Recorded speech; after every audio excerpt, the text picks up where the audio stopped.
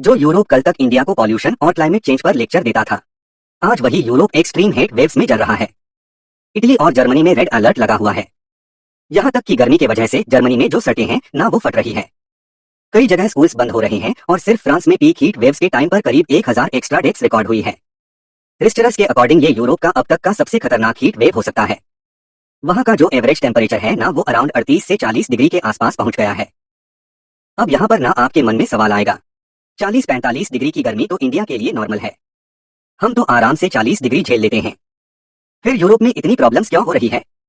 इसका नारीज समझिएगा ध्यान से, क्योंकि ये पूरी कहानी ना सिर्फ टेम्परेचर की नहीं है। इसका एक तो रीजन है कि इंडिया में हमारी बॉडी को इतनी गर्मी की आदत है। हमारे पास कूलर हैं, पंखे हैं और एसी का पूरा कल्चर है। बट यूरोप में सिर्फ करीब 20% लोगों के घरों में एसी है, क्योंकि वहां का जो टेम्परेचर है ना वो ठंडा ही रहा है मोस्टली। उनकी बॉडी को कभी इतनी गर्मी झेलने की आदत ही नहीं रही है, इसीलिए यही टेम्परेचर ना उनके लिए लाइफ थ्रेटनिंग बन जाता है। उसका ना दूसरा रीजन है, उनके घर यूरोप के घर ठंड के लिए बने हैं। मतलब हीट को अंदर ट्रैप करने के लिए वहां के घर डिजाइन किए गए हैं ताकि सर्दी में भी घर के अंदर गर्मी रहे।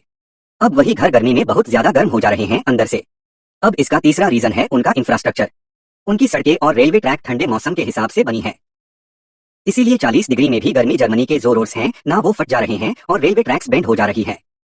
ये वही यूरोप है जो ग्रीन गोल्स के नाम पर ना एसी को डिसरेज करता है।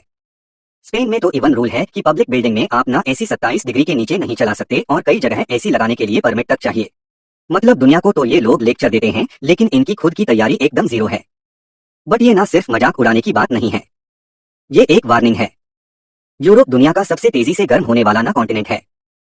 प्री इंडस्ट्रियल टाइम से जो ग्लोबल एवरेज टेम्परेचर है वो 1.4 डिग्री बढ़ा है और अकेले यूरोप का टेम्परेचर 2.4 डिग्री से बढ़ा है। मतलब जस्ट डबल टेम्परेचर बढ़ाया वहां।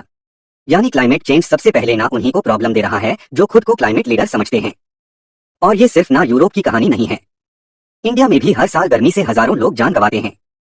फर्क सिर्फ इतना है कि ये उनके लिए नया है और हमें झेलने की आदत है। बट इसका मतलब यह बिल्कुल नहीं है कि हम सेफ हैं। नेचर ना किसी को नहीं छोड़ता, ना अमीर देश को ना गरीब को। इसीलिए एनवायरनमेंट को सीरियसली लीजिए, इससे पहले कि ना बहुत ज्यादा देर हो जाए। आपका क्या ओपिनियन है, कमेंट्स में बताइए।